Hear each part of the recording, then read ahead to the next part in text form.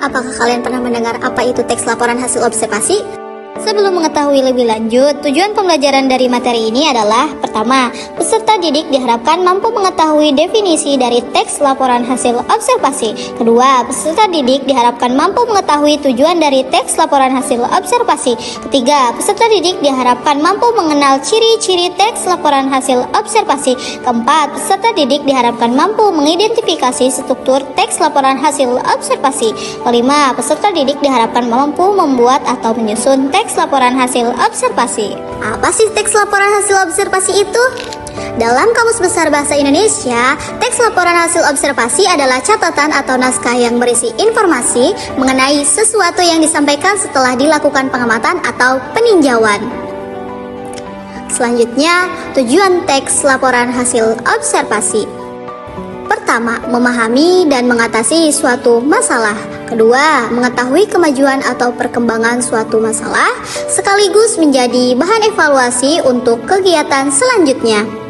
Ketiga, mengambil suatu keputusan yang paling efektif. Keempat, melakukan pengawasan dan perbaikan. Kelima, menemukan teknik-teknik atau cara baru.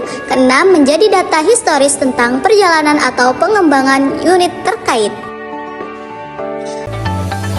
Adapun ciri-ciri teks laporan hasil observasi, yang pertama yaitu bersifat objektif dan universal.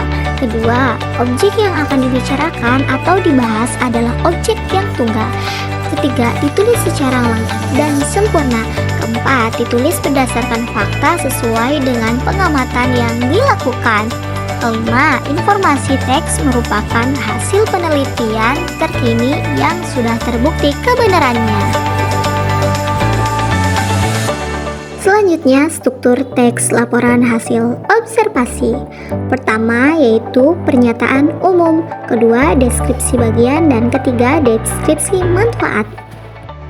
Nah, teman-teman, pernyataan umum ini merupakan bagian pembuka yang berisi pengenalan atau klasifikasi objek yang akan dibahas. Bagian ini menjelaskan secara garis besar pemahaman tentang objek tersebut sesuai dengan pengamatan kita. Selanjutnya, struktur yang kedua yaitu deskripsi bagian. Deskripsi bagian ini merupakan bagian tengah yang berisi penjelasan detail dan spesifik mengenai objek atau bagian-bagiannya. Bagian ini bisa berupa ciri-ciri, struktur, atau karakteristiknya. Dan struktur terakhir yaitu deskripsi manfaat. Deskripsi manfaat ini merupakan bagian penutup yang berisi inti keseluruhan dari pembahasan objek. Bagian ini juga dapat memuat manfaat dari objek yang dilaporkan. Selanjutnya, cara menyusun teks laporan hasil observasi. Pertama, menentukan objek yang ingin diobservasi seperti hewan, tumbuhan, kelompok, atau lingkungan sekitar. Kedua, melakukan observasi terlebih dahulu sebelum menyusunnya menjadi sebuah laporan. Ketiga, membuat kerangka laporan hasil observasi. Keempat, menentukan judul laporan sesuai dengan hasil observasi atau pengamatan yang telah dilakukan.